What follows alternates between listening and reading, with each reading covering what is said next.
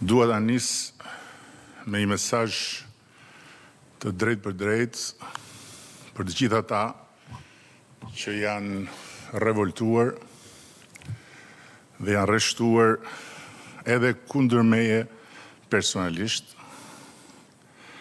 pasi pan aktin e neveritshëm të tërheqjes zvarr të njërit prej protestuesve në Zvërnec. Ju kam dëgjuar, ju kam lexuar dhe ju kuptoj shumë mirë.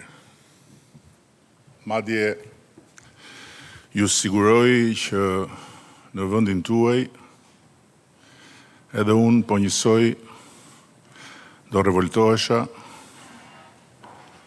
dhe do rreshtohesha kundër qeverisë dhe kundër kryeministrit sidomos. Çam duhet mua karrika, pushteti, nëse unë duhet heq dorë nga vizioni që kam ndarë me ju gjithë këto vite. Gjithë këto vite duke nisur nga Shqipëria e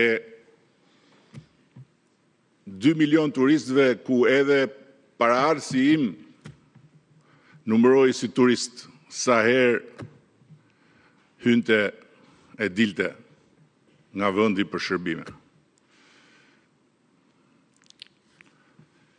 Heq dorë nga ambicia për ta bërë Shqipërinë një vend që mos ketë zili askënd. Për çam duhet pushteti dhe karrika? Që të qetësoheni ju. Për herë të parë më kam bërë të mendoj edhe që t'ju përulem thellë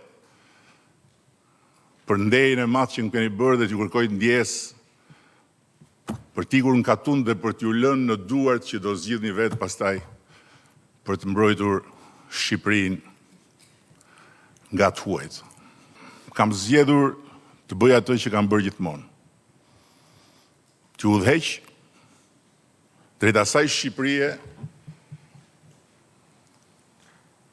që e dua po aq sa ju dhe e dua po ashtu siç e doni ju. A ka pretendime për pronësi mbi atë territor? Për herë të parë dje dëgjova që aty pas ka një popullsi homogjene greke, këtë nuk e kisha dëgjuar ndonjëherë, ndoshta nga që jam ignorant dhe nuk i di shumë gjëra. U mahnita nga deklarata e ministrisë jashtme të Greqisë, sepse ishte një akt dhune pa diskutim, por nuk ishte një akt dhune shtetërore, siç për shembull ndodh me shqiptarët në burgjet e Greqisë. Ishte një akt dhune nga një roje, grup rojesh private. Dhe që të ngrihet shteti në këmbë dhe të nënvizoj etnin e protestuesit. Kjo është diçka që sipas meje nuk i shërben marrëdhënieve tona. Pretendimet janë legjitime, por ato zgjidhen në gjykata, sepse ndërkohë titujt e pronësisë janë baza e çdo veprimtarie dhe jo pretendimet. Kjo e SPAK-ut ka dy pjesë. Ka pjesën pozitive, që i takon SPAK-ut, ka pjesën e shëmtuar që i takon zëdhënësve të vetë ofruar të SPAK-ut. Pjesa pozitive është pjesa e hetimit mbi origjinën e një pasurie. Për sa kohë ky është një problem i ngritur, me të drejtë apo pa të drejtë, këtë nuk e dim, por i ngritur dhe pastaj i shumë përfolur, aq më tepër për sa kohë kjo përfolje lidhet me një hetim të nisur për sa i takon subjektit, është shumë pozitive që SPAK-u ta hetoj origjinën e kësaj prone. Është e mirë se ardhur dhe unë e nxis këtë hetim.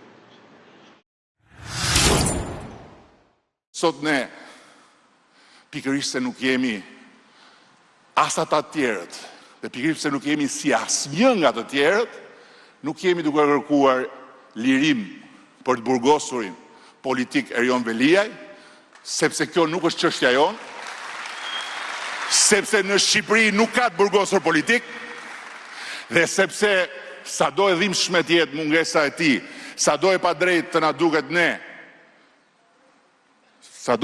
duket ne, ne pikërisht pse jemi këtu për të bërë histori dhe për t'i lënë fëmijëve tanë një Shqipëri tjetër, kemi vetëm një detyrë jashtëzakonisht vështirë, detyrën që Fatos Nano e kreu më së miri, duke jo vetëm përballuar burgun dhe duke dalë me dorën e shtrirë ndaj burgosit të tij, por dhe duke përballuar poshtrime tjera, por pa lëshuar asnjëherë,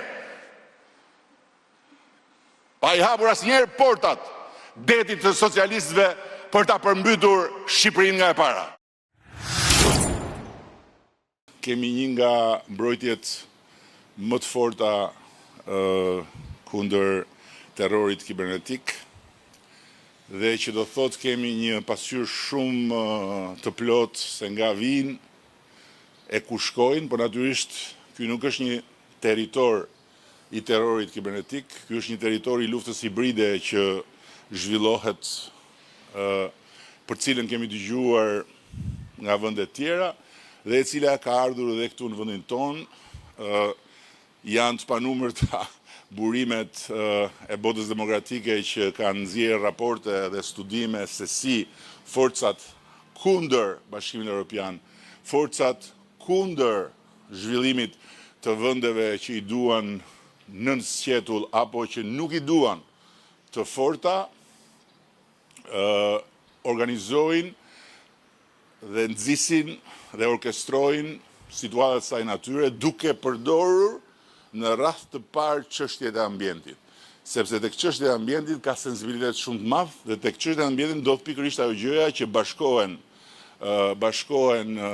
vëllezërit e agimit të artë që orkestrohen nga ustallar si ata të agimit të artë në emër të Shqipërisë së shqiptarëve, me shqiptar, vajza, djemt, reja të rinj, me qasje atë dhe dashurie ndaj natyrës, të cilët ndjehen të lënduar. Dhe pikërisht këtë dinë këto forcat që bëjnë gjëra të tilla. Kjo është një luftë hibride, po nuk ka fare dyshim që kjo luftë do mbarojë dhe që gjithkush do të marrë atë që i takon.